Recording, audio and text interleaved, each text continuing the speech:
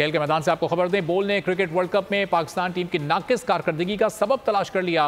बोल ने team director Mickey Arthur की पीसीबी को पेश करदा रिपोर्ट तक रसाई हासिल कर ली।